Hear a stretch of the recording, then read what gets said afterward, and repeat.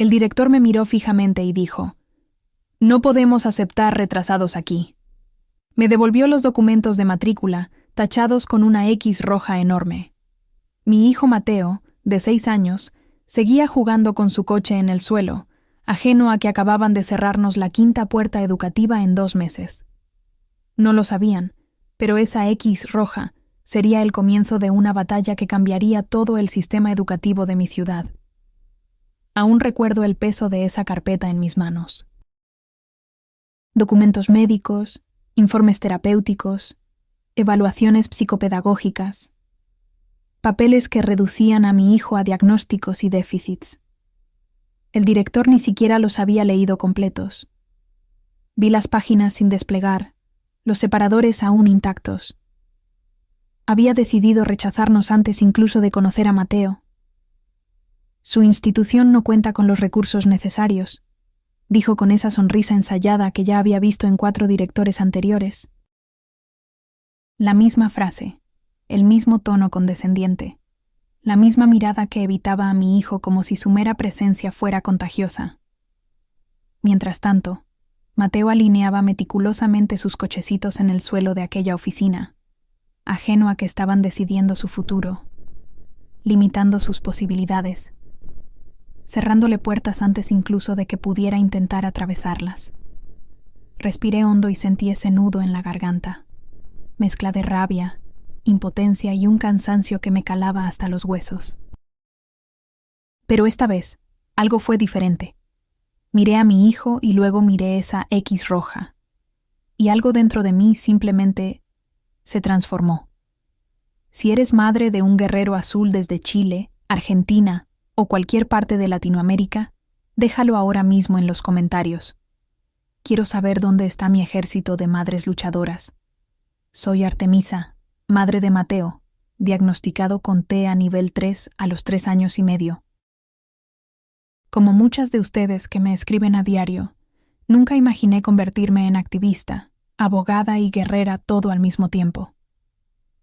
Mi vida antes era tranquila como diseñadora gráfica, hasta que el autismo me enseñó que mi verdadera profesión sería defender a mi hijo en un mundo que no estaba preparado para su brillante forma de ser.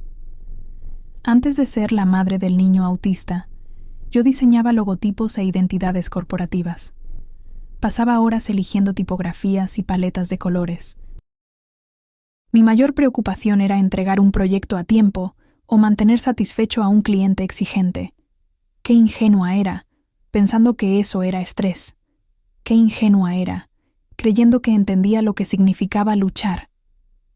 El día que Mateo llegó a mi vida, fue como si el universo se expandiera y contrajera al mismo tiempo. Sus ojos, tan parecidos a los de su padre, me miraron por primera vez, y supe que haría cualquier cosa por él. Cualquier cosa. Pero nadie te prepara para lo que significa cualquier cosa.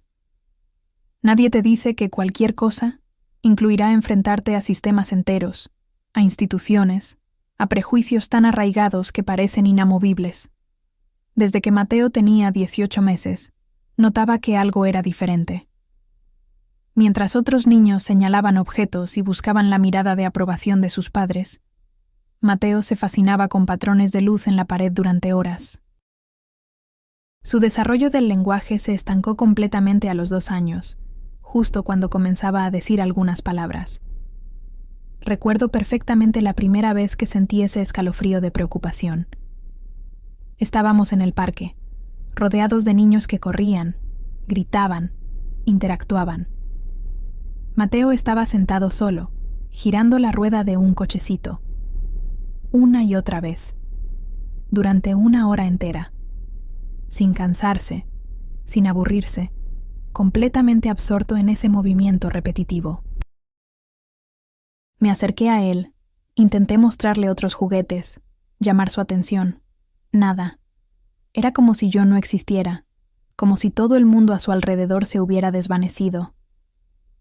Es solo que está concentrado, me decían. Los niños tienen diferentes intereses, insistían. Pero algo en mi interior, ese instinto que solo las madres conocemos, me decía que había algo más profundo sucediendo con mi hijo.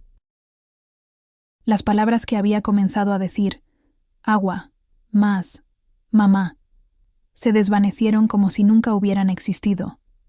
El contacto visual, que ya era escaso, se volvió prácticamente inexistente, y comenzaron los berrinches. Dios mío, esos berrinches. No eran rabietas normales de un niño de 2 años.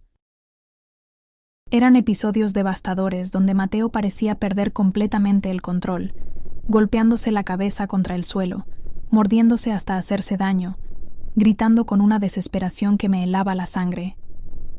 Recorrimos 6 pediatras diferentes. La mayoría me decía, es un niño, los varones hablan más tarde, o es tímido, no lo compares. Pero mi instinto maternal gritaba que había algo más. El primer pediatra apenas lo miró. Estaba más concentrado en su computadora que en mi hijo, que en ese momento alineaba perfectamente todos los lápices de su escritorio. Los niños se desarrollan a ritmos diferentes, dijo restándole importancia.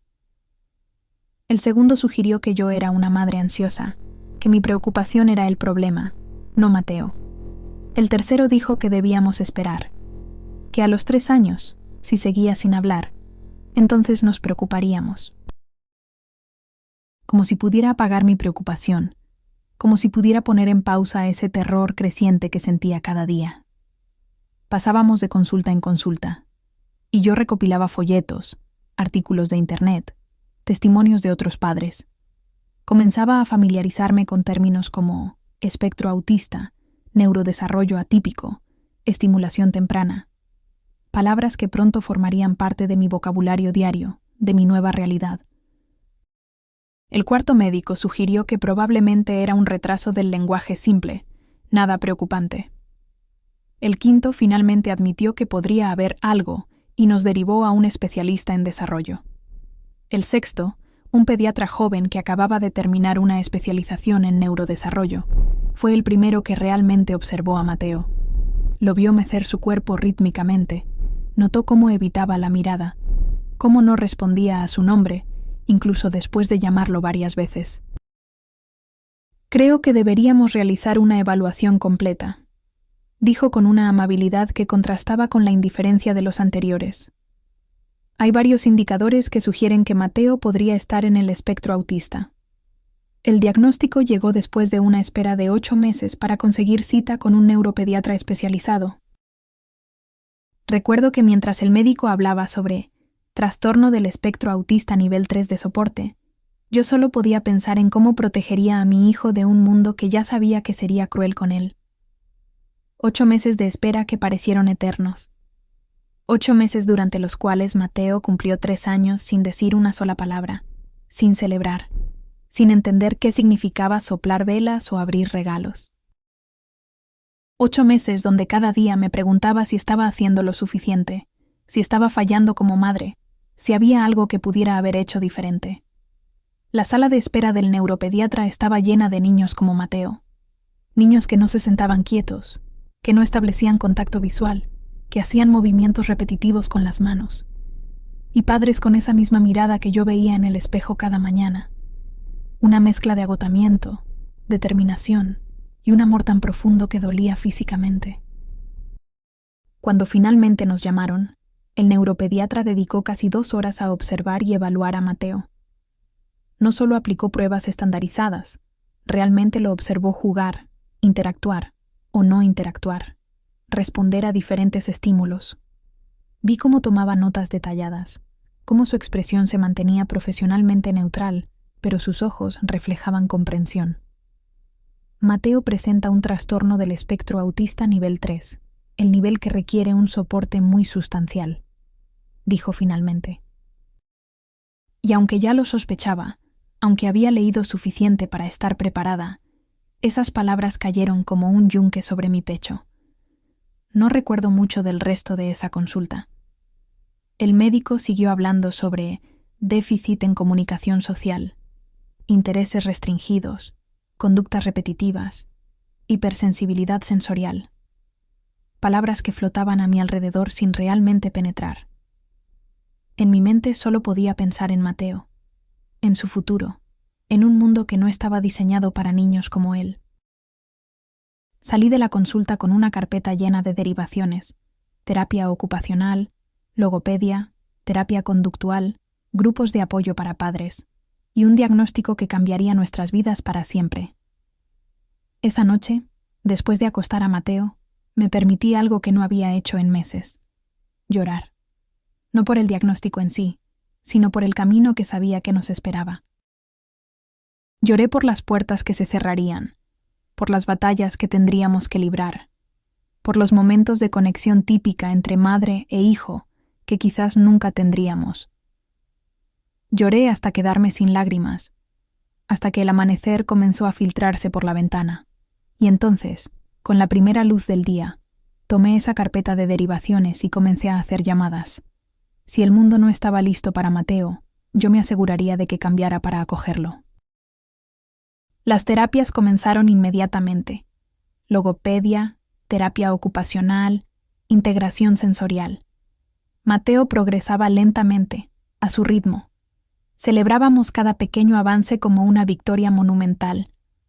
Recuerdo la primera sesión de logopedia. La terapeuta, una mujer de voz suave y paciencia infinita, intentaba captar la atención de Mateo con juguetes brillantes y sonidos interesantes. Él, como siempre, estaba más interesado en las líneas que formaban las tablillas del piso. «Esto llevará tiempo», me advirtió. El lenguaje es un proceso complejo, especialmente para niños en el espectro, pero todos los niños tienen su propio sistema de comunicación. Nuestro trabajo es descubrir cuál es el de Mateo. Durante meses, acudimos 3 veces por semana, sin fallar ni una sola sesión, aunque eso significara reorganizar todo mi horario laboral, sacrificar proyectos, perder clientes.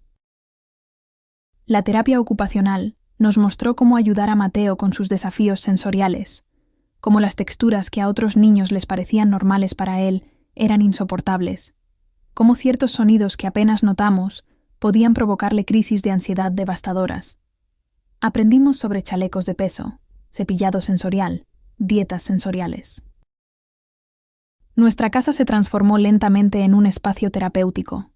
Instalamos un columpio en su habitación para la integración vestibular.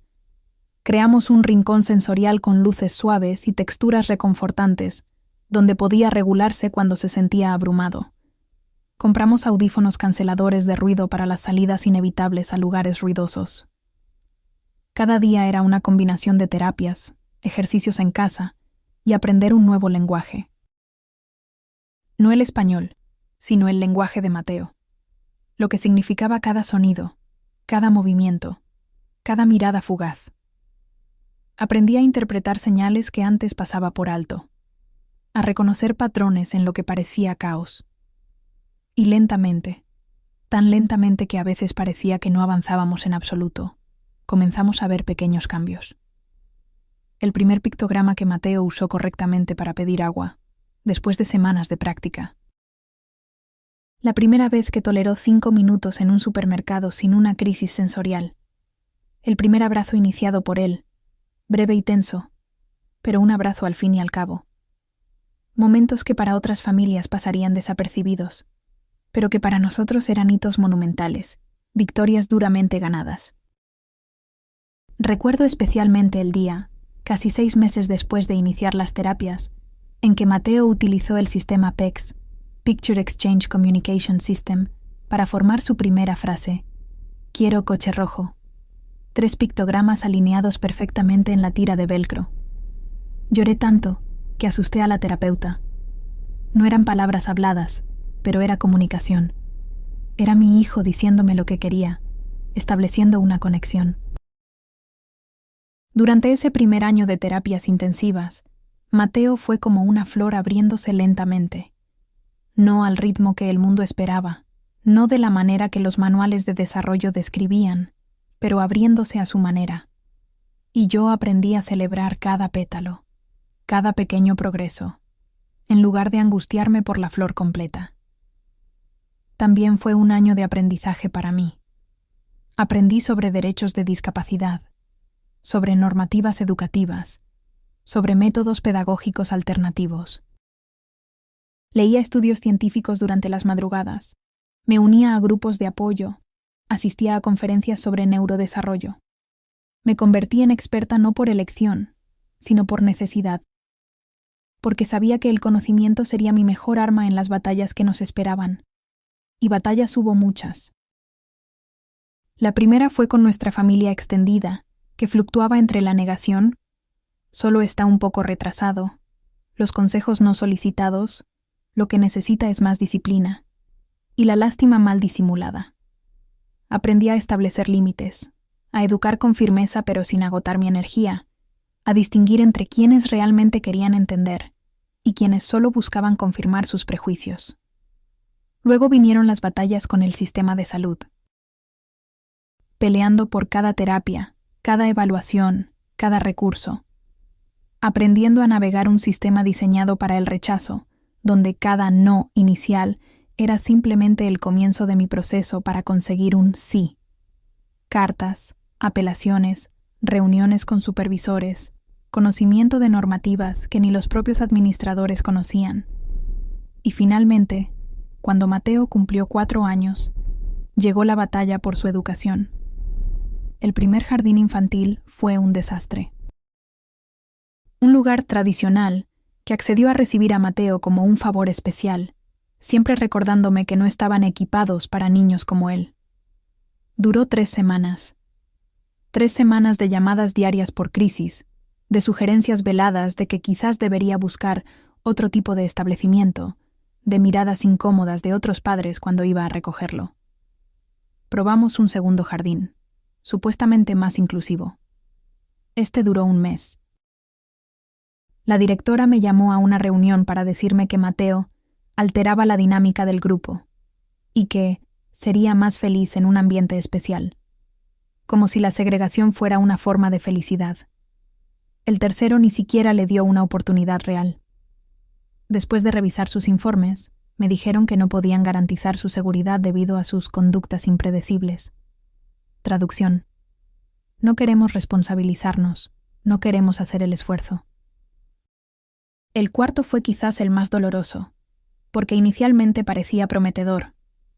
Tenían una educadora diferencial, hablaban de inclusión y diversidad. Mateo llegó a estar 2 meses allí. Comenzaba a adaptarse, a reconocer la rutina, y entonces la educadora diferencial renunció, y de la noche a la mañana, Mateo volvió a ser un problema, una carga, alguien para quien no tenían los recursos adecuados. Cada rechazo era un golpe. No solo para nuestras esperanzas inmediatas de educación, sino para mi visión de su futuro.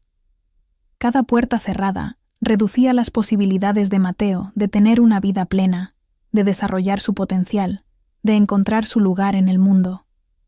Y entonces llegamos a esa 5ª escuela, el último intento antes de que comenzara la educación primaria formal. Había investigado durante semanas, había visitado el lugar sin Mateo primero, había hablado con el coordinador de inclusión que me aseguró que estaban completamente preparados para recibir a niños neurodivergentes. Preparé un dossier completo, evaluaciones médicas, informes de terapeutas, estrategias que funcionaban con Mateo, adaptaciones sencillas que podrían implementar. Lo entregué con esperanza, con esa persistente creencia de que esta vez sería diferente. Y allí estábamos, en esa oficina, con esa X roja sobre la foto de mi hijo. El director ni siquiera había fingido revisar a fondo la documentación. Su decisión estaba tomada desde que supo que Mateo era autista nivel 3. Comprenda nuestra posición, dijo con ese tono paternalista que ya había escuchado tantas veces. Tenemos que pensar en todos los niños. No sería justo para los demás dedicar tantos recursos a un solo alumno. Como si la justicia fuera dividir los recursos equitativamente y no dar a cada niño lo que necesita para tener las mismas oportunidades. Como si mi hijo fuera un gasto, una carga, un problema a resolver, y no un ser humano con derechos.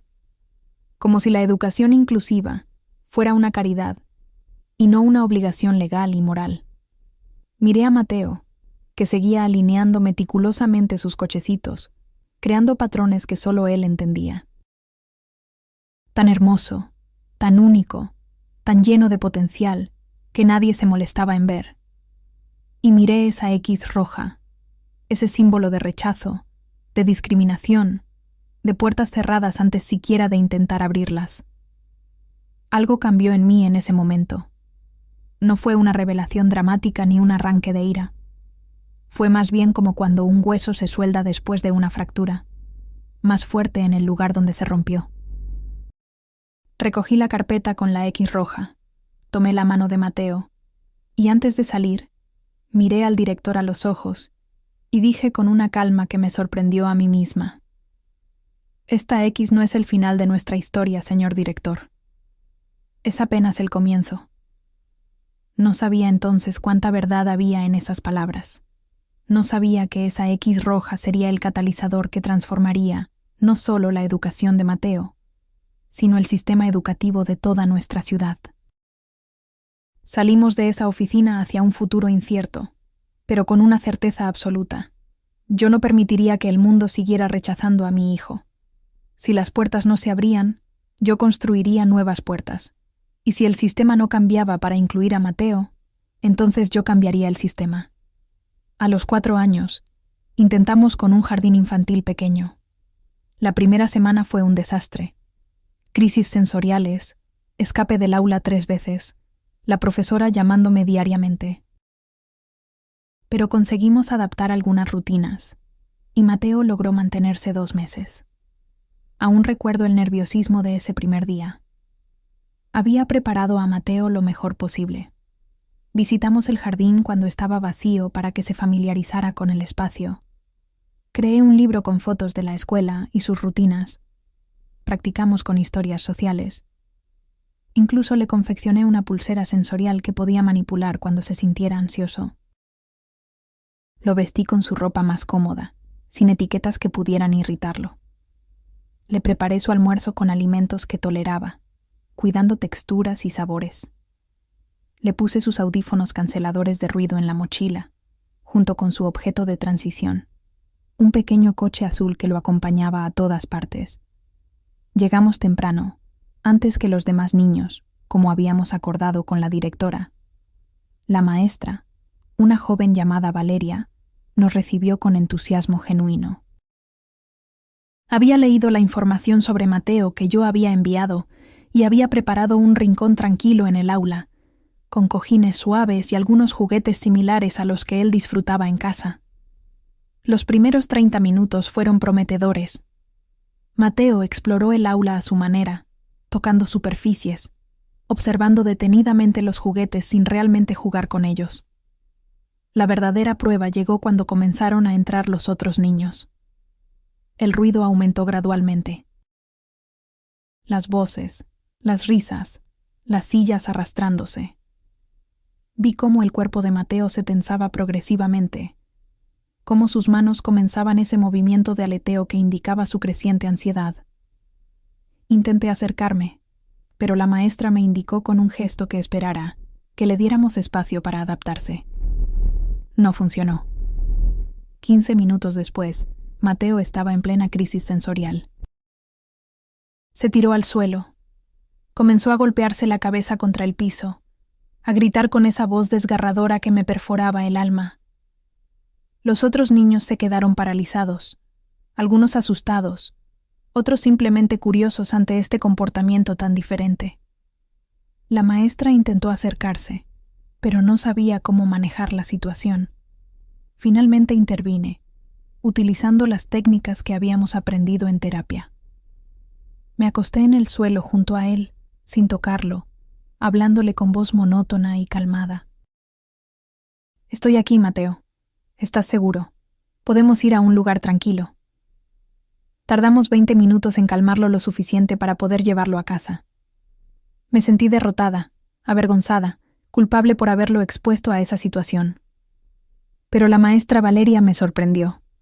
En lugar de sugerir que no volviera, me pidió que le enseñara exactamente lo que había hecho, cómo había logrado calmarlo. «Quiero aprender», dijo con determinación. «Si me muestras, podré hacerlo la próxima vez». Esa noche le envié por correo electrónico artículos sobre regulación sensorial, estrategias de intervención en crisis, técnicas de comunicación alternativa. Ella los leyó todos. Al día siguiente, cuando volvimos, porque rendirse no era una opción, había reorganizado parte del aula, creando barreras visuales para reducir la estimulación. Había preparado a los otros niños, explicándoles a su nivel que Mateo tenía un cerebro que funcionaba diferente, que a veces se sentía abrumado por los sonidos y necesitaría espacio. Los siguientes días fueron difíciles, con progresos mínimos y retrocesos frecuentes.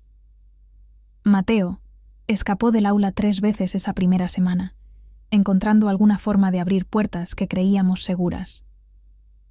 Una vez lo encontramos en el patio, girando obsesivamente bajo un árbol. Otra vez estaba en la cocina, fascinado con el patrón de las baldosas del suelo. La tercera vez llegó hasta la calle, y ese día envejecí 10 años en los 3 minutos que tardamos en encontrarlo. Pero también hubo pequeños momentos de esperanza.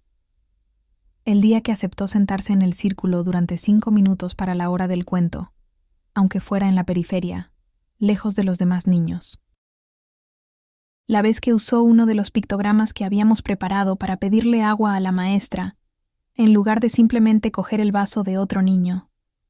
El momento en que permitió que una niña llamada Sofía se sentara cerca de él mientras ambos jugaban en paralelo, ella con muñecas, él alineando bloques por colores. Después de 3 semanas, comenzamos a establecer una rutina que funcionaba.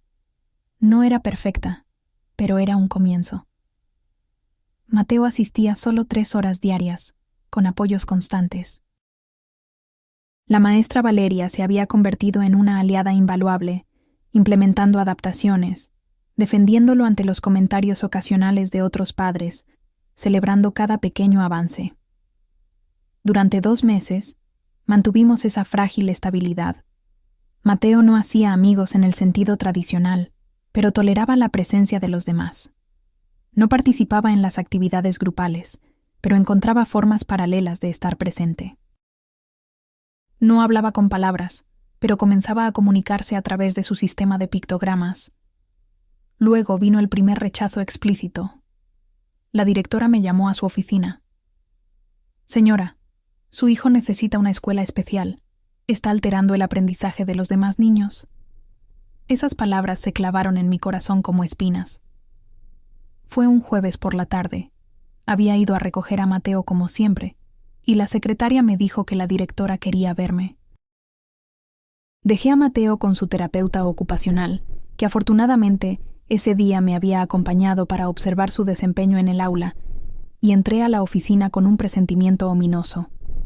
La directora, una mujer de unos 50 años con un moño tirante y gafas de montura metálica, me recibió sin sonreír.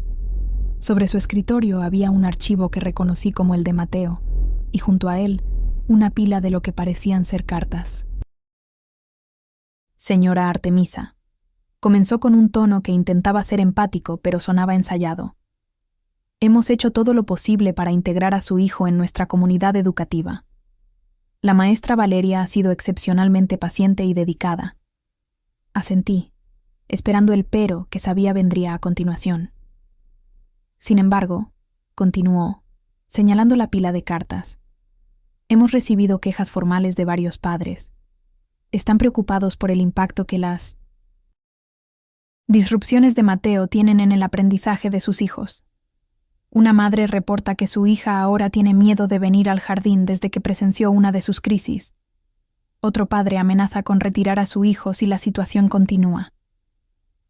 Sentí un nudo en la garganta, pero me mantuve firme. ¿Puedo preguntar qué medidas han tomado para educar a esos padres sobre la neurodiversidad?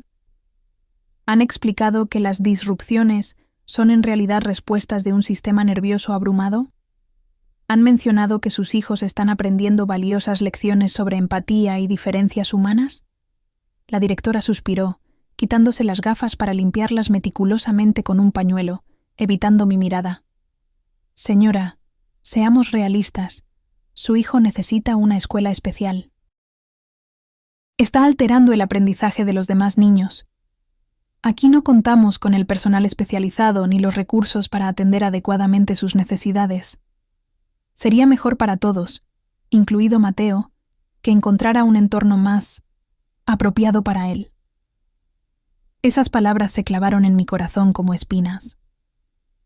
No era la primera vez que las escuchaba, pero venían después de 2 meses de esperanza, de creer que finalmente habíamos encontrado un lugar donde Mateo podría pertenecer.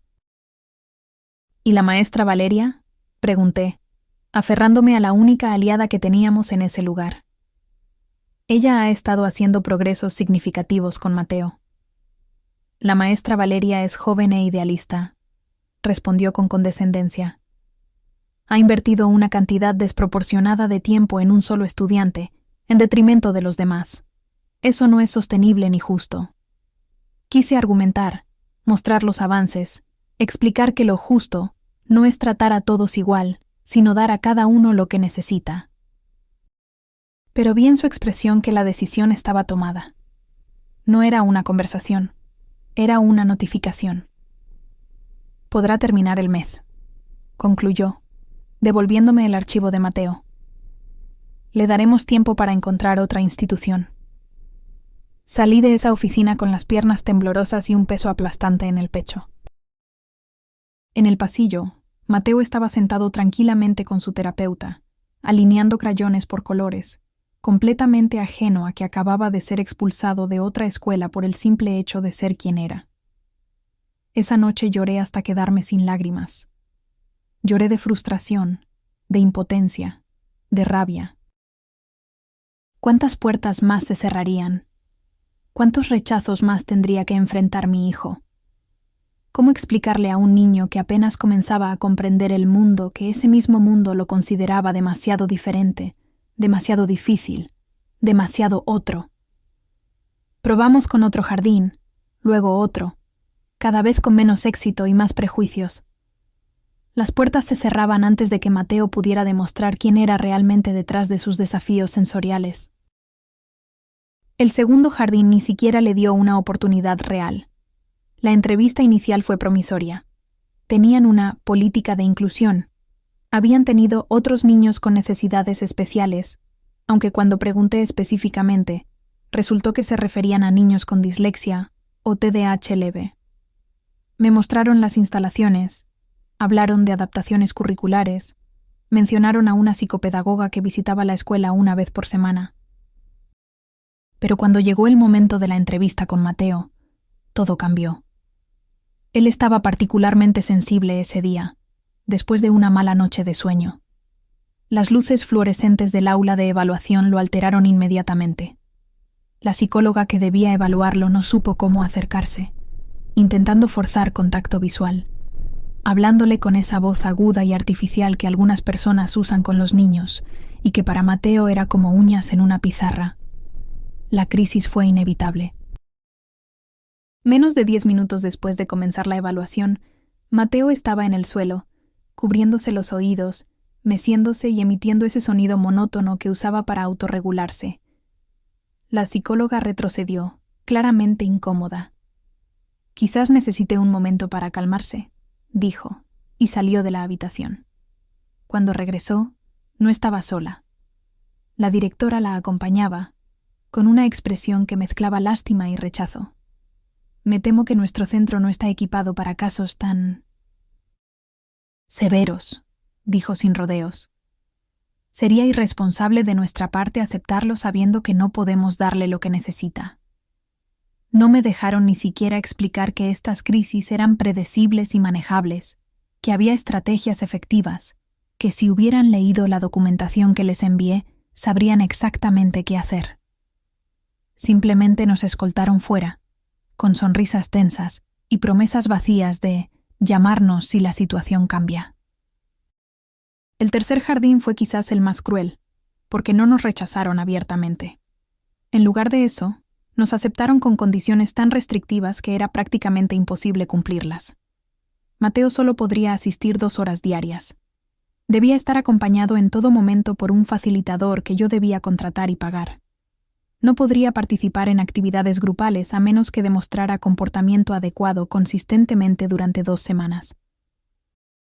Acepté todas las condiciones, desesperada por darle a mi hijo, aunque fuera un pequeño espacio de normalidad, una oportunidad de interactuar con otros niños.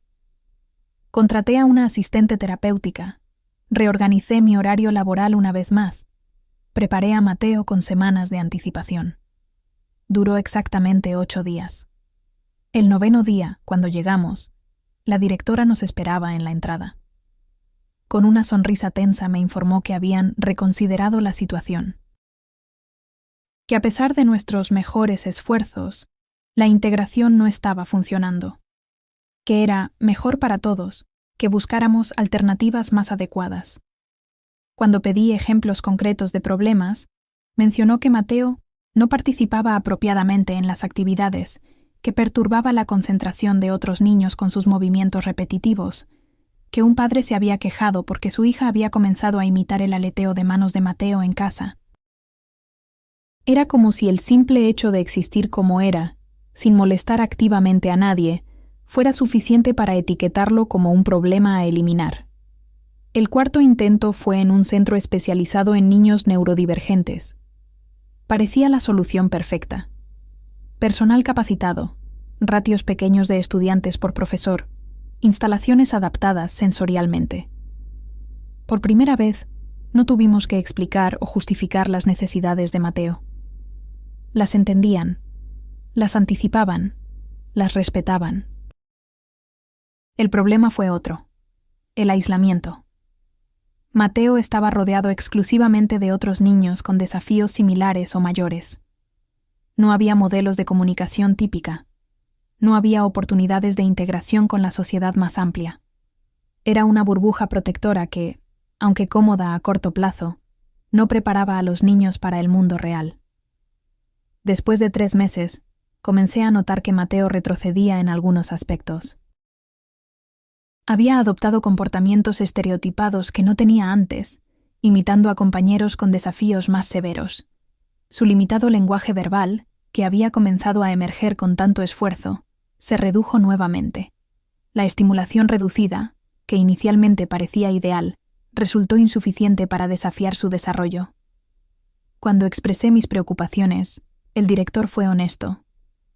Este es un entorno de contención, señora Artemisa, no de integración. Preparamos a los niños para funcionar dentro de sus posibilidades, no para adaptarse a un mundo que no está diseñado para ellos. Era una perspectiva válida, pero no la que yo quería para Mateo. Yo no buscaba que él se conformara con espacios separados, marginales. Quería que tuviera la oportunidad de participar plenamente en la sociedad, con los apoyos necesarios. Quería que el mundo se adaptara a él tanto como él al mundo. Si conoces a una familia con un niño en el espectro autista, suscríbete ahora para ayudarme a difundir información que puede abrir puertas donde solo encontramos paredes. Juntas podemos cambiar la vida de estos niños extraordinarios, porque eso es lo que son, extraordinarios. No especiales en ese tono condescendiente que tantas veces he escuchado. No diferentes como eufemismo para deficientes. Extraordinarios en el sentido más literal de la palabra, fuera de lo ordinario, más allá de lo común. Mateo ve el mundo de una manera que yo jamás podré comprender completamente. Percibe patrones que para mí son invisibles, recuerda detalles que yo paso por alto, experimenta sensaciones con una intensidad que yo apenas puedo imaginar. Su mente no es defectuosa, es diferente. Y esa diferencia no debería ser motivo de exclusión, sino de celebración. Pero el mundo no lo veía así. Para el mundo, Mateo era un problema a resolver, un caso difícil, una carga. Cada rechazo, cada mirada incómoda, cada sugerencia velada de que debería conformarme con menos para mi hijo, me confirmaba lo mismo. La inclusión real, significativa, era un espejismo en el horizonte educativo. Cuando llegó el momento de buscar colegio primario, investigué durante meses. Encontré uno con excelentes referencias, supuestamente inclusivo y con personal capacitado en diversidad. Preparé un dossier detallado sobre Mateo, sus fortalezas, memoria fotográfica asombrosa, habilidad matemática intuitiva, sus desafíos, hipersensibilidad auditiva, dificultades de comunicación social y todas las estrategias que funcionaban con él. No dejé nada al azar. Investigué la legislación educativa, los protocolos de inclusión, los derechos de los estudiantes con discapacidad. Contacté a otras familias cuyos hijos asistían a esa escuela, específicamente buscando experiencias de niños neurodivergentes. Las referencias eran positivas: adaptaciones curriculares implementadas, personal auxiliar capacitado, cultura escolar de respeto a la diversidad.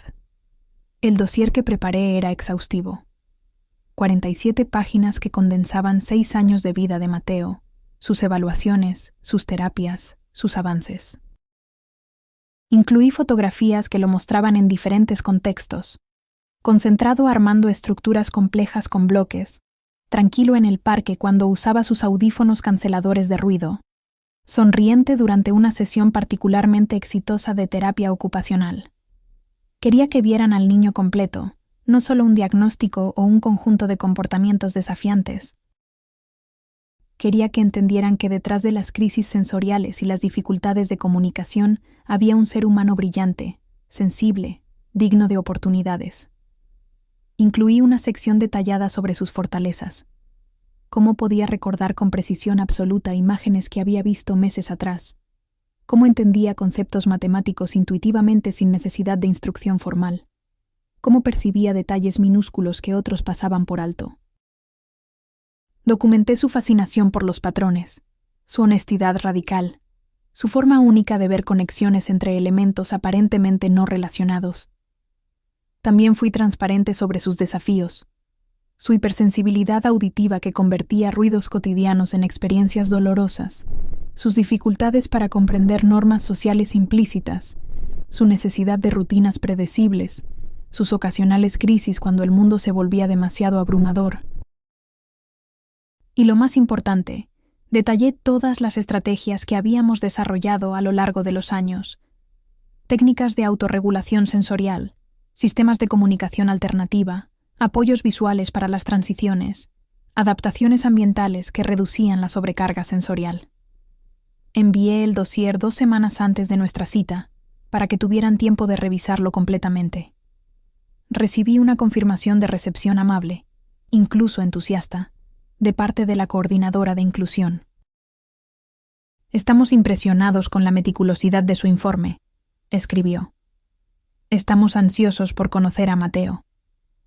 Esas palabras alimentaron mi esperanza. Después de tantos rechazos, tantas puertas cerradas, finalmente parecía que habíamos encontrado un lugar que veía a Mateo como yo lo veía, un niño con desafíos pero también con inmensas posibilidades. Llegamos a la entrevista con esperanza.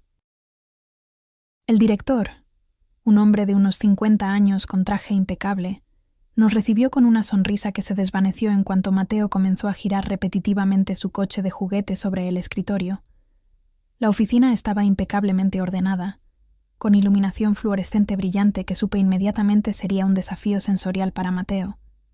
Intenté sentarlo junto a mí, pero estaba inquieto después del viaje en auto y el cambio de rutina.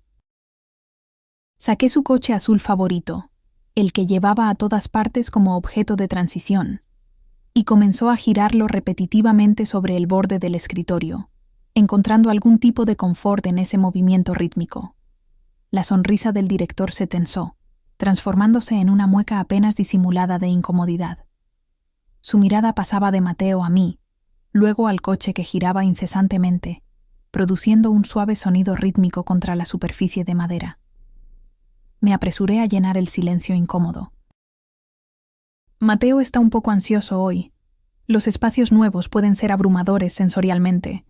El coche le ayuda a regularse. El director asintió mecánicamente, pero sus ojos ya no mostraban el entusiasmo de su correo electrónico. «Comprendo», dijo en un tono que claramente indicaba lo contrario. Sacó nuestro expediente, hojeándolo superficialmente. Noté que el dossier detallado que había preparado estaba allí, pero con apenas algunas páginas dobladas en las esquinas, evidencia de una lectura somera en el mejor de los casos. Hemos revisado su solicitud con nuestro equipo, comenzó diciendo mientras juntaba las manos, y lamentablemente no contamos con los recursos necesarios para niños especiales. Esa pequeña pausa antes de la palabra especiales fue como un puñal. Conteniendo mi creciente ansiedad, señalé el dossier. En el informe detallé todas las adaptaciones que Mateo necesitaría. La mayoría son simples y de bajo costo. Un espacio tranquilo donde pueda retirarse cuando se sienta sobreestimulado, apoyos visuales para las transiciones, permitirle usar sus auriculares canceladores de ruido durante periodos ruidosos, y sus fortalezas compensan ampliamente cualquier desafío. Su memoria visual es extraordinaria y comprende conceptos matemáticos que están muy por encima de su edad cronológica. El director me escuchó con una paciencia forzada, tamborileando suavemente sus dedos sobre el escritorio. Cuando terminé, suspiró como quien debe explicar algo obvio a alguien particularmente denso. Pero su colegio se promociona como inclusivo, respondí conteniendo mi frustración. Fue entonces cuando el director bajó la voz y dijo lo imperdonable: inclusivo para niños con dificultades razonables, señora. Su hijo requiere demasiada atención. Los otros padres se quejarían si los recursos se desvían hacia un solo alumno. Comprenda que tenemos una reputación académica que mantener. Dificultades razonables. Como si hubiera una escala aceptable de diversidad, un límite de diferencia permitida antes de que la inclusión se volviera demasiado inconveniente. Como si algunos niños merecieran adaptaciones, pero otros fueran simplemente demasiado diferentes para ser acomodados. La ley no hace esa distinción, respondí, mi voz temblando ligeramente. La educación inclusiva es un derecho, no un privilegio que puede negarse arbitrariamente. El director sonrió con condescendencia. Señora Artemisa, seamos prácticos. Ambos sabemos que hay niños que simplemente están mejor en entornos especializados, centros donde pueden recibir toda la atención que necesitan, sin las presiones de un ambiente académico estándar. Sería injusto para su hijo ponerlo en una situación donde no puede tener éxito. Mientras hablaba, tomó nuestro formulario de inscripción y dibujó una enorme X roja sobre la foto de Mateo. Luego me lo devolvió como si fuera basura. Ese gesto, tan deliberadamente cruel, tan innecesariamente explícito, me dejó sin palabras por un momento. No era solo un rechazo, era una tachadura simbólica de la existencia de mi hijo, una negación visual de su derecho a ocupar el mismo espacio que otros niños. El rechazo fue tan explícito, tan deshumanizante, que Mateo, aun con sus dificultades para leer emociones, percibió la tensión. Dejó de jugar, me miró y preguntó con su voz particular: ¿Mamá triste? Esas dos palabras, tan simples, pero tan profundamente empáticas, contrastaron dramáticamente con la frialdad del hombre frente a nosotros. Mi hijo, supuestamente incapaz de comprender emociones complejas según los manuales clínicos, había percibido mi angustia y se había preocupado por mí, mientras este educador profesional no mostraba ni un ápice de empatía. No, cariño, le dije, tomando su mano. Mamá no está triste. Mamá está pensativa. Y era cierto. En ese momento, entre el shock y la indignación, algo estaba cristalizando en mi mente. Una resolución, una claridad que no había sentido antes. Recogí el formulario con la X roja, lo guardé cuidadosamente en mi bolso junto con el dossier que habían apenas hojeado, y me levanté con toda la dignidad que pude reunir. Director, dije con una calma que me sorprendió a mí misma. Usted acaba de discriminar abiertamente a un niño con discapacidad, violando varias leyes educativas y de derechos civiles. Pero más importante aún, acaba de negarle una oportunidad a un ser humano extraordinario, basándose únicamente en sus prejuicios y limitaciones como educador. Su rostro palideció ligeramente. Quizás nadie le había hablado así antes, o quizás la mención de leyes despertó algún temor a consecuencias legales. Intentó recomponerse, balbuceando algo sobre mejores intereses y decisiones difíciles. pero yo ya no estaba escuchando. Tomé a Mateo de la mano y nos dirigimos hacia la puerta. Antes de salir, me volteé una última vez. Esta X no marca el final de las posibilidades de mi hijo, dije señalando el formulario en mi bolso. Marca el comienzo de su gran error. En ese instante, algo cambió dentro de mí. No fue rabia lo que sentí, sino una claridad absoluta. Vi el futuro de Mateo reducido a una serie interminable de rechazos si yo no hacía algo radical para cambiarlo. Mientras conducía de regreso a casa, con Mateo tarareando en el asiento trasero, tomé una decisión. Las lágrimas se habían secado, y en su lugar había nacido una determinación inquebrantable. Mi mente, entrenada para el diseño y la comunicación visual, comenzó a conceptualizar el problema de manera diferente. No era solo una cuestión de encontrar una escuela para Mateo. Era un problema sistémico, una falla estructural en la forma en que nuestro sistema educativo entendía y abordaba la diversidad. Cada rechazo que habíamos enfrentado seguía el mismo patrón: ignorancia, miedo, conveniencia administrativa disfrazada de preocupación pedagógica. No eran decisiones aisladas. Eran síntomas de un sistema diseñado para la uniformidad, no para la diversidad humana real. Si quería un futuro diferente para mi hijo, necesitaba algo más que una apelación o una queja.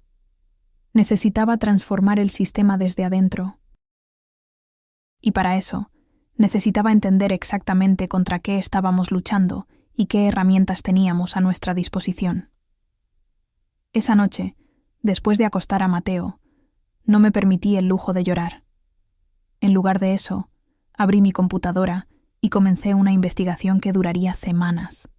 Descubrí que lo que habían hecho era completamente ilegal, que existían leyes de inclusión educativa que protegían a Mateo. Que ese director no solo había sido cruel, sino que había violado sus derechos fundamentales. Comencé con la legislación nacional sobre educación inclusiva. Descargué textos completos de leyes, reglamentos, decretos ministeriales. Imprimí jurisprudencia relevante, casos donde otras familias habían luchado batallas similares. Subrayé, tomé notas, creé mapas conceptuales conectando diferentes aspectos legales.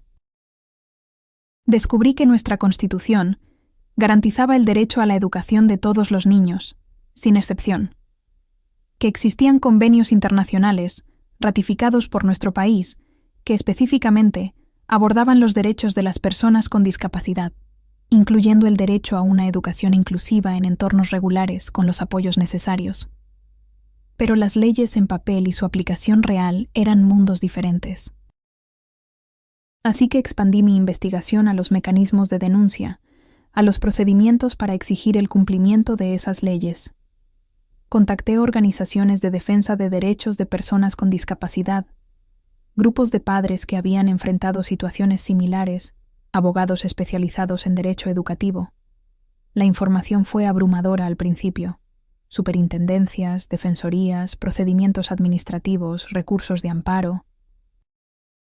Pero gradualmente, entre tazas de café y madrugadas de lectura, comencé a ver patrones, a entender el sistema, a visualizar posibles rutas de acción. Mientras tanto, también investigaba sobre modelos exitosos de inclusión educativa. No quería simplemente luchar contra algo, quería proponer alternativas viables.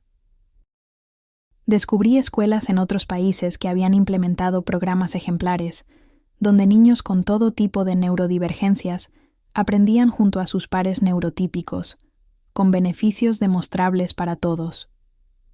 Estudié métodos pedagógicos específicamente diseñados para aulas diversas. Aprendizaje diferenciado, diseño universal para el aprendizaje, sistemas de apoyos múltiples. Técnicas que permitían a los profesores satisfacer las necesidades de todos los estudiantes, sin dejar a nadie atrás. Y mientras investigaba, mi indignación personal se transformaba en algo más amplio, más profundo. Esto no se trataba solo de Mateo, de conseguir un pupitre en una escuela. Se trataba de transformar un sistema que sistemáticamente marginaba a niños cuyo único crimen era ser diferentes. Un sistema que desperdiciaba el potencial único de mentes neurodivergentes, que privaba a los niños neurotípicos de la oportunidad de crecer en ambientes genuinamente diversos. Fue entonces cuando decidí que nunca más una madre tendría que escuchar que su hijo no encaja en un sistema educativo que está obligado por ley a adaptarse a todos los niños. Decidí que esa X roja sobre la foto de mi hijo no sería un símbolo de rechazo, sino el comienzo de una revolución educativa, que transformaríamos esos rechazos en el combustible para un cambio que beneficiaría no solo a Mateo, sino a cada niño neurodivergente en nuestra comunidad. No sería fácil, no sería rápido. Pero tenía claridad, tenía conocimiento y, sobre todo, tenía esa determinación feroz que solo nace cuando has visto a tu hijo ser rechazado una y otra vez por un mundo que se niega a ver su valor. El camino sería largo, pero cada paso nos alejaría de esa oficina con esa X roja y nos acercaría a un futuro donde la diversidad no fuera simplemente tolerada, sino verdaderamente celebrada. Un futuro donde Mateo pudiera ser exactamente quien era, y eso fuera más que suficiente. Mi primer paso fue consultar con un abogado especializado en derechos educativos. Me confirmó lo que sospechaba. Teníamos un caso sólido de discriminación. Aún recuerdo la primera consulta. El abogado, un hombre de unos 50 años con lentes de montura gruesa y una biblioteca impresionante a sus espaldas, escuchó atentamente mientras le relataba nuestra experiencia. No interrumpió, solo tomaba notas ocasionales en un cuaderno. Cuando le mostré el formulario con la X roja sobre la foto de Mateo, sus ojos se endurecieron. Lo que han hecho es una violación flagrante de la ley, dijo finalmente. Tenemos la Ley General de Educación, que garantiza explícitamente el acceso igualitario para todos los estudiantes. Tenemos la Convención sobre los Derechos de las Personas con Discapacidad, que nuestro país ha ratificado. Tenemos jurisprudencia de casos similares donde los tribunales han fallado consistentemente a favor de la inclusión. Sus palabras confirmaron lo que mi investigación me había revelado, pero escucharlo de un profesional del derecho validó mi indignación. No estaba siendo una madre sobreprotectora o irracional, estaba defendiendo derechos fundamentales que estaban siendo sistemáticamente vulnerados. Podemos presentar un recurso de protección, continuó. Con la evidencia que tenemos, especialmente ese formulario con la X, tenemos altas probabilidades de conseguir una orden judicial que obligue al colegio a aceptar a Mateo. Fue entonces cuando comprendí que teníamos opciones, que no estábamos indefensos. El alivio inicial, sin embargo, rápidamente dio paso a una realización más profunda. ¿Y luego qué?, pregunté. Supongamos que ganamos, que obligan al colegio a aceptarlo. ¿Cómo será tratado en un ambiente donde es visto como una obligación impuesta, no como un estudiante valioso? El abogado asintió, comprendiendo inmediatamente mi dilema.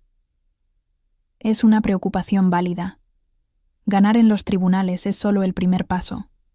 Cambiar actitudes es un desafío mucho más complejo. Pero no quería solo una victoria para Mateo. Quería un cambio sistémico. Así que diseñé una estrategia en 3 frentes. En lugar de simplemente buscar una orden judicial que forzara la aceptación de Mateo, decidí que necesitábamos una aproximación más integral. Una que no solo abriera puertas para mi hijo, sino que transformara el concepto mismo de inclusión educativa en nuestra comunidad. Primero, documenté meticulosamente todo. Grabé discretamente nuestra segunda reunión con el director, donde volvió a rechazarnos con argumentos discriminatorios.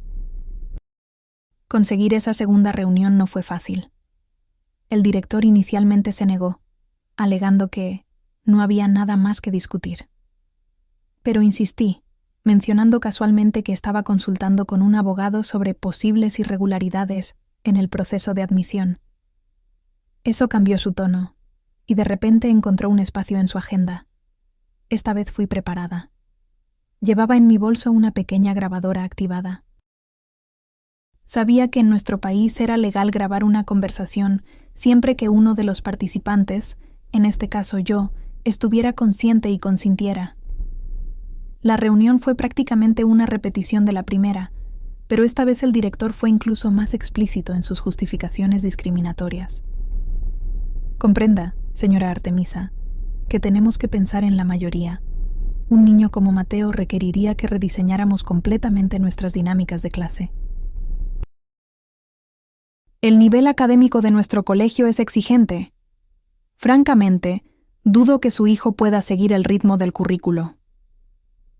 Nuestros profesores no están preparados para manejar conductas disruptivas. Tendríamos que invertir recursos considerables en capacitación. Los otros padres pagan por cierto ambiente de aprendizaje. Algunos ya han expresado inquietudes sobre la posibilidad de incluir niños con necesidades especiales. Cada frase era una admisión clara de discriminación. Cada justificación una violación directa a las normativas de inclusión educativa. Y todo quedó grabado. Al salir de esa reunión, mi indignación se mezclaba con una extraña sensación de triunfo. Tenía evidencia concreta, irrefutable, de prejuicios sistemáticos que iban mucho más allá de una simple falta de recursos. Segundo, investigué todos los protocolos de inclusión que el colegio había incumplido y preparé un informe detallado para la Superintendencia de Educación. Esta parte requirió semanas de trabajo meticuloso. Revisé el proyecto educativo institucional del colegio, disponible en su página web, donde paradójicamente declaraban su compromiso con la diversidad y su enfoque educativo inclusivo. Contrasté estas declaraciones con la realidad que habíamos experimentado. Estudié las normativas específicas que regulaban los procesos de admisión escolar, los protocolos de adaptación curricular, los requerimientos de accesibilidad. Identifiqué al menos 12 incumplimientos específicos, desde la falta de un protocolo formal de evaluación de necesidades de apoyo, hasta la ausencia de personal capacitado en educación inclusiva, que la propia institución afirmaba tener en su propaganda. Preparé un documento exhaustivo, con citas textuales de la normativa, evidencias de los incumplimientos y recomendaciones específicas de medidas correctivas. No era simplemente una denuncia, era un plan de acción detallado. Presenté este informe formalmente a la Superintendencia de Educación, anexando la grabación de nuestra segunda reunión y el formulario con la X roja. El funcionario que recibió la documentación me miró con una mezcla de sorpresa y respeto. Generalmente recibimos quejas, comentó, pero rara vez con este nivel de documentación y análisis. Tercero, y esto fue crucial, contacté a familias de otros niños neurodivergentes que habían sido rechazados por el mismo colegio. Encontré 7 casos similares en solo 2 semanas. Comencé publicando nuestra experiencia, anónimamente, en grupos de apoyo para familias de niños neurodivergentes. Mencioné el nombre del colegio y pregunté si otras familias habían pasado por situaciones similares. Las respuestas fueron inmediatas y abrumadoras. No solo encontré familias que habían sido rechazadas por el mismo colegio, sino que descubrí un patrón casi idéntico. El mismo discurso sobre falta de recursos, las mismas sugerencias de buscar instituciones especiales, el mismo director con su sonrisa condescendiente. Contacté a cada familia individualmente. Algunas estaban resignadas, habiendo aceptado que los espacios educativos regulares simplemente no eran para sus hijos. Otras seguían buscando, saltando de escuela en escuela, enfrentando rechazo tras rechazo.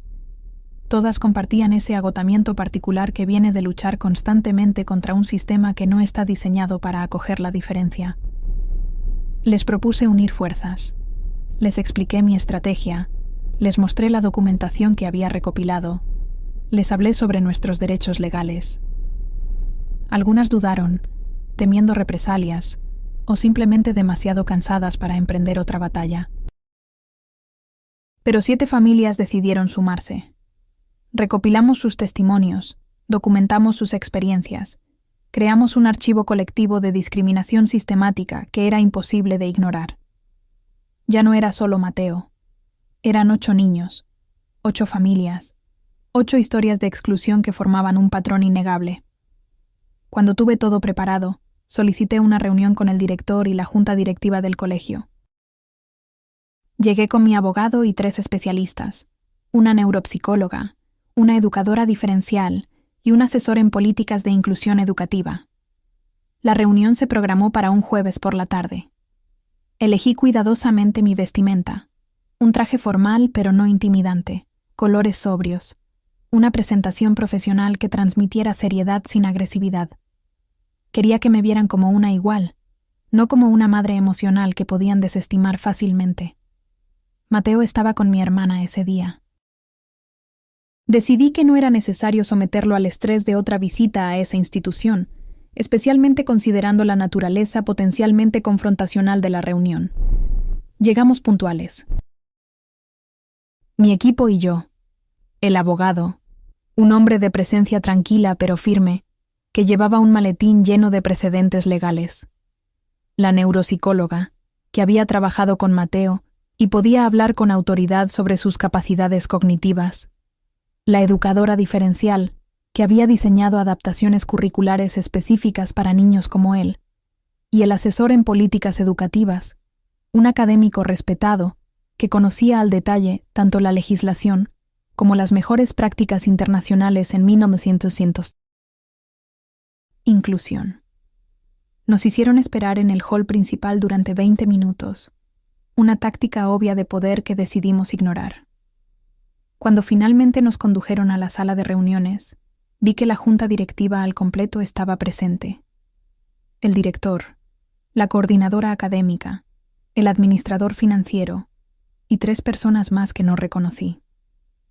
También habían traído a su propio abogado, un hombre joven con expresión incómoda que parecía haber sido convocado a toda prisa.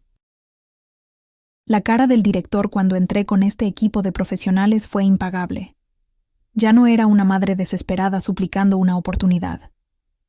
Era una fuerza organizada exigiendo el cumplimiento de la ley. Su expresión pasó del desconcierto inicial al reconocimiento, y finalmente, a una cautela mal disimulada. Se había preparado para manejar a una madre solitaria, emotiva y potencialmente manipulable.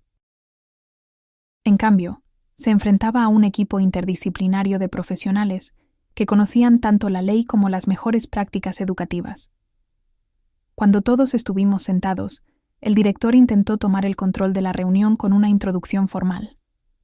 Mi abogado lo interrumpió cortésmente. «Agradecemos su tiempo», dijo con una sonrisa educada pero firme.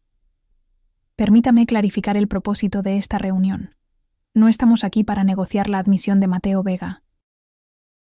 Estamos aquí para discutir las múltiples violaciones a la normativa educativa en las que su institución ha incurrido y para presentar una propuesta que evitaría acciones legales más serias». El silencio que siguió fue elocuente.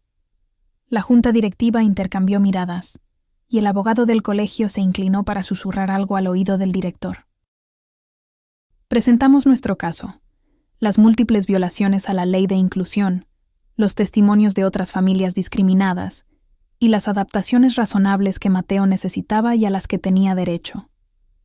Mi abogado comenzó exponiendo metódicamente cada violación legal, citando artículos específicos de la normativa, mostrando fragmentos de la grabación que evidenciaban discriminación explícita. La neuropsicóloga explicó las características específicas de Mateo, desmontando mitos sobre el autismo y destacando sus particulares fortalezas cognitivas. La educadora diferencial detalló cómo las adaptaciones necesarias eran perfectamente implementables en un entorno educativo regular, con mínima disrupción para el resto de la clase. Mientras cada miembro de mi equipo presentaba su parte, yo observaba las expresiones de la junta directiva. El director mantenía una máscara de neutralidad profesional, pero podía ver la tensión en su mandíbula. La coordinadora académica tomaba notas frenéticamente, ocasionalmente asintiendo a puntos específicos sobre adaptaciones curriculares. El administrador financiero fruncía el ceño cada vez que se mencionaban recursos o inversiones. Cuando llegó mi turno de hablar, decidí cambiar el tono. No quería que esta reunión fuera solo una confrontación legal o una amenaza velada. Quería ofrecer una visión, una oportunidad. Entiendo sus preocupaciones, comencé. Entiendo que la inclusión genuina representa un desafío, que requiere cambios, adaptaciones, aprendizaje. Entiendo que hay inquietudes sobre recursos, sobre capacitación, sobre el impacto en otros estudiantes. Pero lo que quiero mostrarles hoy no es solo un problema, sino una oportunidad extraordinaria. Pero mi golpe maestro fue este: un proyecto completo de adaptación curricular para Mateo, que yo misma había desarrollado con especialistas, junto con una propuesta de capacitación para todo el personal docente sobre neurodiversidad, financiada a través de fondos gubernamentales que el colegio podía solicitar.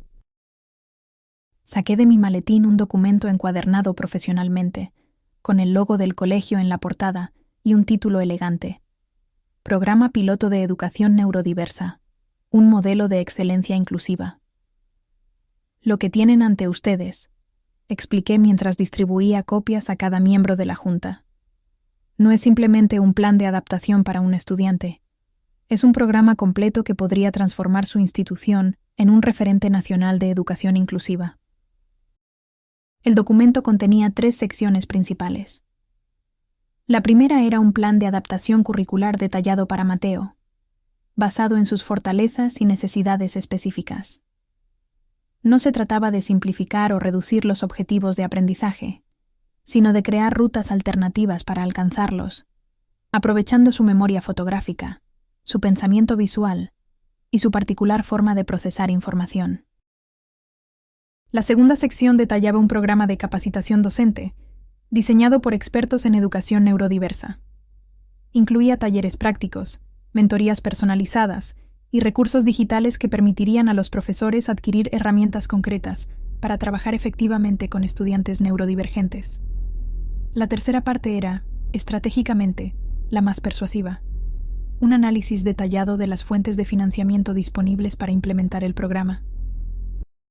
Había identificado 3 fondos gubernamentales específicos para proyectos de inclusión educativa, 2 fundaciones privadas que ofrecían subvenciones para iniciativas similares y un programa internacional de apoyo técnico que podía proporcionar recursos adicionales.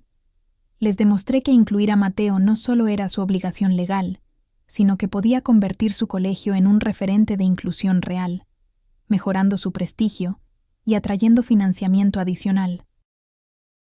Este programa, concluí, no solo beneficiaría a Mateo y a los otros estudiantes neurodivergentes que actualmente están siendo excluidos.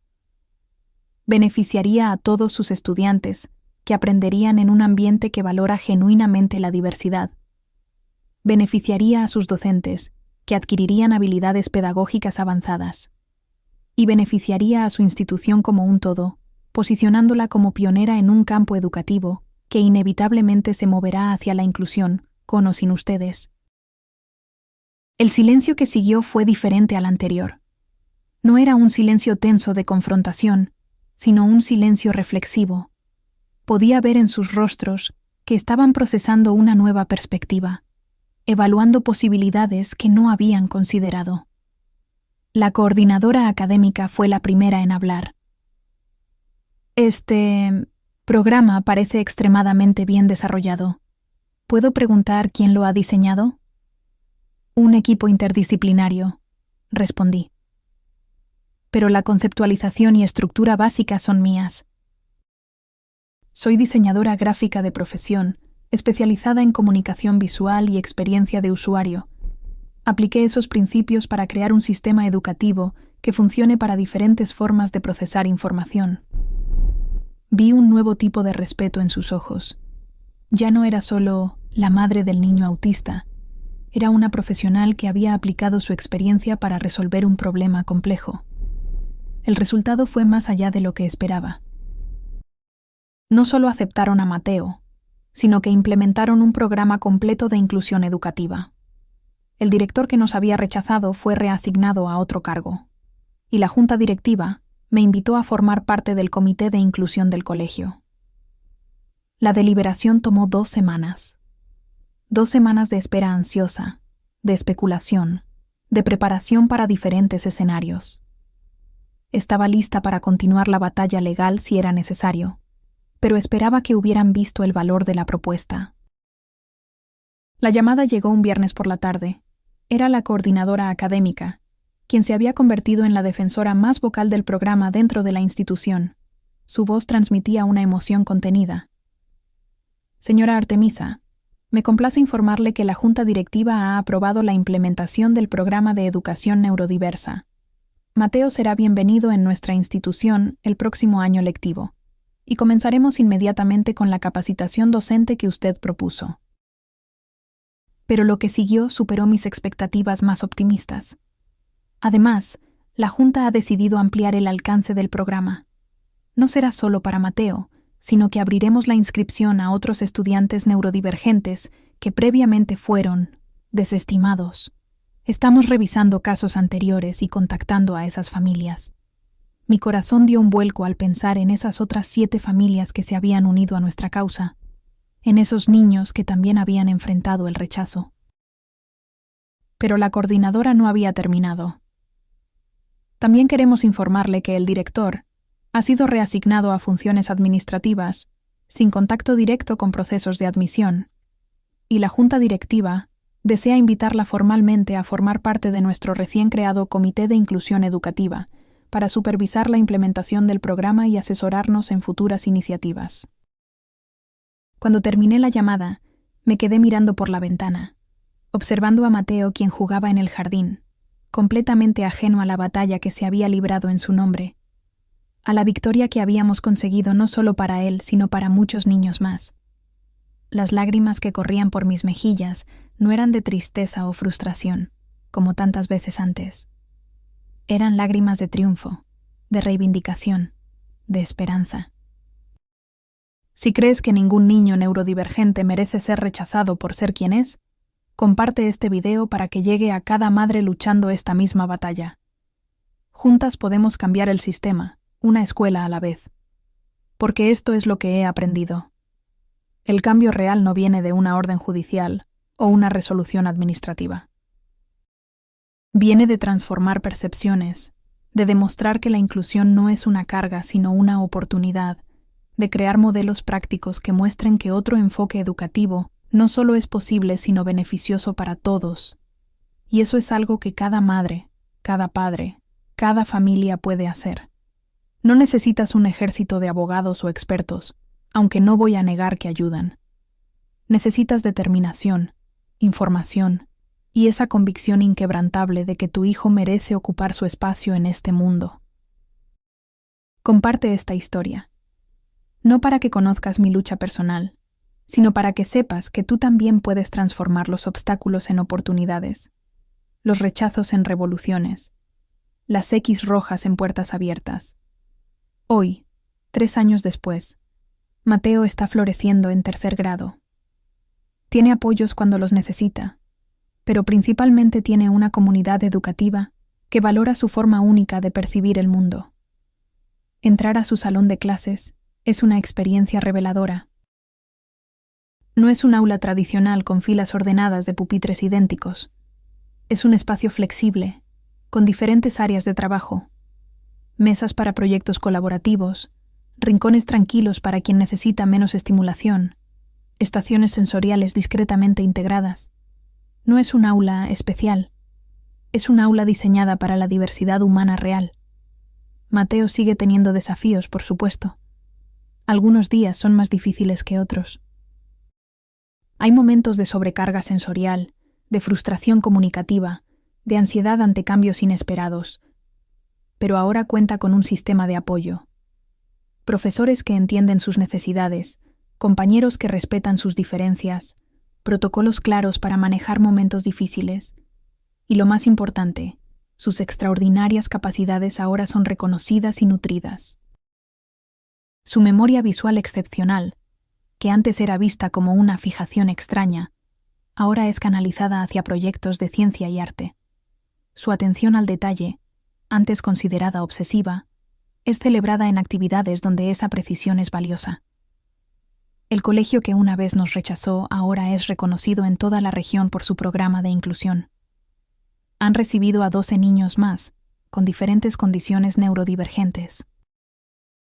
No solo las 7 familias que originalmente se unieron a nuestra causa, sino otras que escucharon sobre el programa y buscaron activamente esta institución. niños con autismo en diferentes niveles del espectro, estudiantes con TDAH, con dislexia, con altas capacidades. Diversidad neurocognitiva en todas sus formas, enriqueciendo el ambiente educativo para todos. La transformación ha sido profunda. El programa piloto se ha convertido en un modelo integrado en todo el currículo. Ya no es una iniciativa especial, sino simplemente la forma en que la escuela funciona. Los profesores que inicialmente temían no estar capacitados, ahora participan como ponentes en conferencias sobre educación inclusiva, compartiendo las estrategias que desarrollamos juntos. Recuerdo sus rostros en aquellas primeras sesiones de capacitación. La aprensión, el escepticismo apenas disimulado, el temor a lo desconocido. No estamos preparados, decían, haciendo eco involuntario del antiguo director. Pero vieron el programa funcionar. Vieron a estudiantes que creían imposibles de integrar, participando activamente, aprendiendo a su manera, aportando perspectivas únicas. Vieron cómo las estrategias diseñadas para estudiantes neurodivergentes beneficiaban también a los neurotípicos. Vieron sus propias capacidades como educadores expandirse y profundizarse. Ahora, esos mismos profesores son invitados a compartir su experiencia en otras instituciones. Han publicado artículos en revistas especializadas. Han creado materiales didácticos basados en sus experiencias. Se han convertido en defensores apasionados de un modelo educativo que una vez temieron. Mi lucha personal se transformó en una misión. Fundé la red Aulas Sin Barreras, que ya ha ayudado a 83 familias a navegar el sistema educativo y defender los derechos de sus hijos. Todo comenzó de manera informal. Después de que nuestro caso se conociera, empecé a recibir mensajes de otras familias enfrentando situaciones similares. Al principio respondía individualmente, compartiendo documentos, ofreciendo consejo, acompañando en reuniones cuando era posible. Pero pronto comprendí que necesitábamos una estructura más organizada. Con ayuda de algunos de los profesionales que me habían apoyado en nuestra batalla original, creamos Aulas Sin Barreras, una red de apoyo, asesoría y acción para familias de niños neurodivergentes. Ofrecemos acompañamiento legal para quienes enfrentan discriminación. Proporcionamos información actualizada sobre derechos educativos. Organizamos talleres para familias sobre cómo documentar casos, presentar recursos, negociar adaptaciones efectivas. Conectamos a padres con especialistas que pueden evaluar adecuadamente a sus hijos y diseñar planes de apoyo personalizados. Pero quizás lo más valioso que ofrecemos es la comunidad. Un espacio donde familias que han caminado por senderos similares pueden compartir experiencias, estrategias, frustraciones y triunfos. Donde una madre que acaba de recibir un diagnóstico puede hablar con otra que lleva años navegando ese territorio. Donde el aislamiento que tan a menudo acompaña a la neurodivergencia se transforma en pertenencia. Pero mi mayor orgullo es ver cómo Mateo entra cada mañana al colegio, saludado por compañeros que han aprendido a valorar la diversidad, con profesores que ven su potencial en lugar de sus limitaciones. Esa imagen nunca deja de conmoverme. Mateo, con su mochila azul y sus audífonos canceladores de ruido colgando alrededor del cuello. Ya no los necesita constantemente, pero siguen siendo su amuleto de seguridad, caminando por el pasillo principal. Compañeros que lo saludan, respetando su preferencia por un gesto discreto, en lugar de contacto físico. Profesores que lo reciben con una sonrisa genuina, no con esa tensión apenas disimulada que tantas veces vi en otros educadores. Lo más asombroso es observar cómo sus compañeros han desarrollado una comprensión natural de la neurodiversidad. No ven a Mateo como el niño autista o el niño especial. Lo ven como Mateo, el compañero que sabe todo sobre dinosaurios, que dibuja mapas increíblemente detallados, que necesita descansos sensoriales a veces, que tiene días buenos y días difíciles, como todos ellos. Es la normalización de la diferencia lo que me hace llorar de alegría. Ver que lo que una vez fue un motivo de exclusión, Ahora es simplemente una característica más de un ser humano valioso. Recientemente, una madre me abordó en la puerta del colegio. Me mostró la misma X roja en los documentos de su hija con TDAH. Le sonreí y le dije: «Bienvenida a la revolución. No lucharás sola». La reconocí inmediatamente. Esa mezcla de dolor, rabia e impotencia que yo había sentido tantas veces. La X roja sobre la foto de su hija, una niña de ojos brillantes y sonrisa nerviosa, era idéntica a la que habían puesto sobre Mateo. «Es el 5.º colegio que nos rechaza», me dijo con voz quebrada. «Dicen que es demasiado inquieta, que distrae a los demás, que necesita más estructura. Pero es brillante, creativa, solo necesita que la entiendan».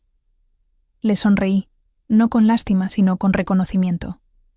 Reconocimiento de una guerrera que quizás aún no sabía que lo era.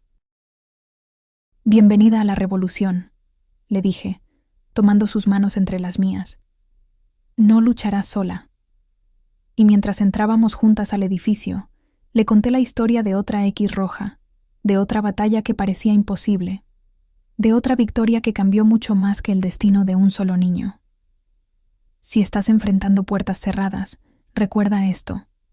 Detrás de cada rechazo hay una ley que protege a tu hijo, y detrás de cada ley hay madres como tú, que lucharon para que existiera. Esta es quizás la lección más importante que he aprendido en este viaje. Las protecciones legales que invocamos, los derechos que defendemos, no aparecieron por generación espontánea. Fueron conquistados, artículo por artículo, cláusula por cláusula, por otras madres, otros padres, otras familias que enfrentaron exclusiones similares y decidieron que cambiarían el sistema no solo para sus hijos, sino para todos los que vinieran después. Cuando leemos sobre el derecho a la educación inclusiva en una ley o convención, estamos viendo el resultado de innumerables batallas individuales que eventualmente crearon cambio sistémico. Detrás de cada palabra en esos documentos hay historias de niños rechazados, de familias que se negaron a aceptar ese rechazo, de pequeñas y grandes victorias que expandieron gradualmente nuestra comprensión colectiva de la equidad y la justicia. Y ahora nos toca a nosotras continuar ese legado. Usar esas herramientas duramente ganadas y seguir ampliando el camino. No necesitas ser abogada, educadora o política para cambiar el sistema. Solo necesitas recordar que tu hijo merece ocupar su espacio en este mundo, exactamente como es. Este ha sido quizás mi mayor descubrimiento, el poder transformador de una madre que se niega a aceptar la exclusión de su hijo. No necesité credenciales especiales, influencias poderosas o recursos extraordinarios. Necesité determinación, información y esa convicción inquebrantable de que Mateo tenía derecho a existir plenamente en todos los espacios de la sociedad. Usé las habilidades que tenía, mi ojo para el diseño, mi capacidad de organización, mi facilidad para comunicar ideas complejas, y las apliqué a un nuevo propósito. Aprendí lo que necesitaba aprender, busqué los aliados que necesitaba encontrar, y convertí el rechazo en combustible para la transformación. Y tú puedes hacer lo mismo. Tal vez tus habilidades sean diferentes a las mías. Quizás eres naturalmente carismática y puedes inspirar a otros a unirse a tu causa. Quizás tienes talento para los números y puedes desarrollar análisis de costos que demuestren el valor económico de la inclusión. Quizás tu fortaleza es la perseverancia, la capacidad de seguir adelante cuando otros se rendirían. Cualquiera que sea tu don, puedes usarlo en esta lucha. Porque esta lucha no requiere superhéroes. Requiere padres ordinarios dispuestos a hacer cosas extraordinarias por sus hijos. Las madres atípicas no elegimos esta lucha, pero cuando la aceptamos, nos convertimos en la fuerza más imparable de la naturaleza. No estamos pidiendo favores ni excepciones. Estamos exigiendo derechos fundamentales. Ninguna de nosotras se despertó un día y pensó: quiero dedicar mi vida a transformar el sistema educativo. Llegamos aquí porque amamos a nuestros hijos exactamente como son, y descubrimos que el mundo no estaba diseñado para recibirlos. Pero cuando finalmente aceptamos que esta lucha es nuestra, algo mágico sucede. Descubrimos reservas de fuerza que no sabíamos que teníamos. Desarrollamos habilidades que nunca imaginamos necesitar. Nos conectamos con otras familias en la misma situación y formamos comunidades poderosas. Y lo más importante, dejamos de pedir permiso. Dejamos de suplicar inclusión como si fuera un favor especial.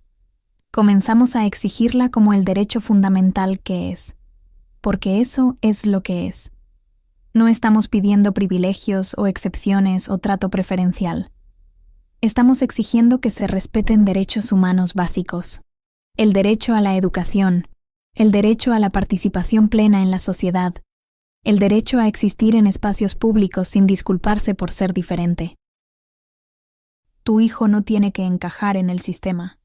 Es el sistema el que debe adaptarse a la hermosa diversidad humana.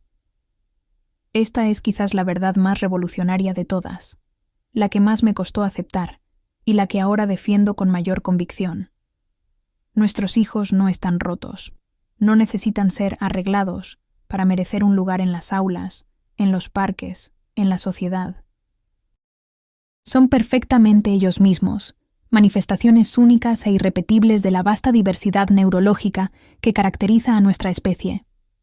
Es el sistema educativo, diseñado para una uniformidad neurológica que nunca ha existido, el que necesita adaptarse. Son nuestras concepciones estrechas de inteligencia, aprendizaje y comportamiento apropiado las que deben expandirse para reflejar la realidad de la experiencia humana. Porque la verdad es que no existe un cerebro normal. Existe un espectro infinito de formas de procesar información, de experimentar el mundo, de aprender y comunicarse. Y cuanto más reconozcamos y valoremos esa diversidad, más rica y completa será nuestra comprensión colectiva del mundo. Si quieres más relatos de madres que transformaron el no en sí, que convirtieron obstáculos en oportunidades y que están cambiando el mundo para nuestros hijos, suscríbete ahora y activa la campanita. Comparte este video. Únete a nuestra comunidad. Forma parte de este movimiento que está redefiniendo lo que significa educación inclusiva. Juntas estamos creando recursos, compartiendo estrategias, celebrando victorias grandes y pequeñas. Cada semana traigo historias de madres guerreras como tú, que enfrentaron sistemas rígidos y los transformaron, que encontraron aliados inesperados, que crearon soluciones innovadoras, que perseveraron cuando todo parecía perdido.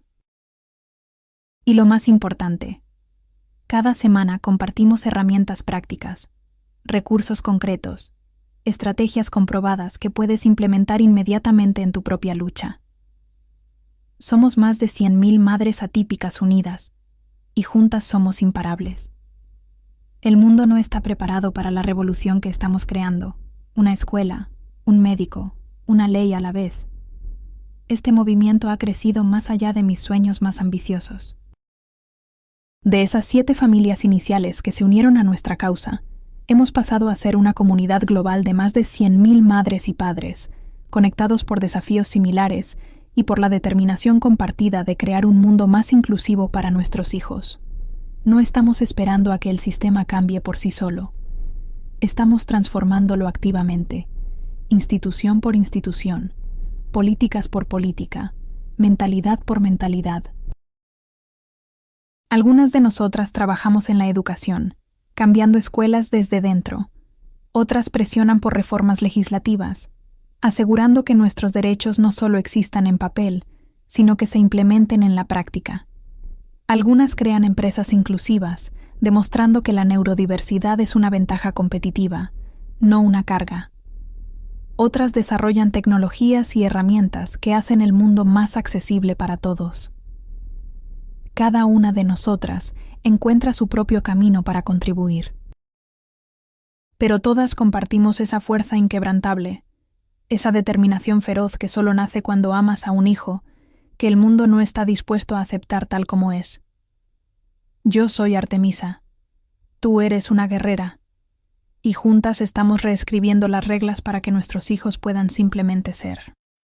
No soy diferente a ti. No tengo poderes especiales o recursos extraordinarios. Solo soy una madre que decidió que el rechazo era inaceptable, que la exclusión no era una opción, que mi hijo merecía ocupar su espacio en este mundo exactamente como es. Y tú también puedes hacer esto. Puedes transformar esa X roja en el comienzo de una revolución. Puedes convertir ese no en el catalizador para un cambio sistémico. Puedes usar el dolor y la indignación como combustible para crear algo nuevo, algo mejor, algo que beneficie no solo a tu hijo, sino a todos los que vendrán después. No estás sola en esta lucha. Somos un ejército de madres atípicas, de padres guerreros, de familias que se niegan a aceptar la marginación como destino para nuestros hijos. Y juntos, paso a paso, escuela por escuela, ley por ley, estamos creando un mundo donde la neurodiversidad no solo se tolera, sino que se celebra como la extraordinaria riqueza que es. Así que únete a nosotros. Comparte tu historia. Suma tu voz. Porque juntos no solo estamos abriendo puertas para nuestros hijos, estamos construyendo un mundo completamente nuevo, donde todos tienen el derecho a simplemente ser.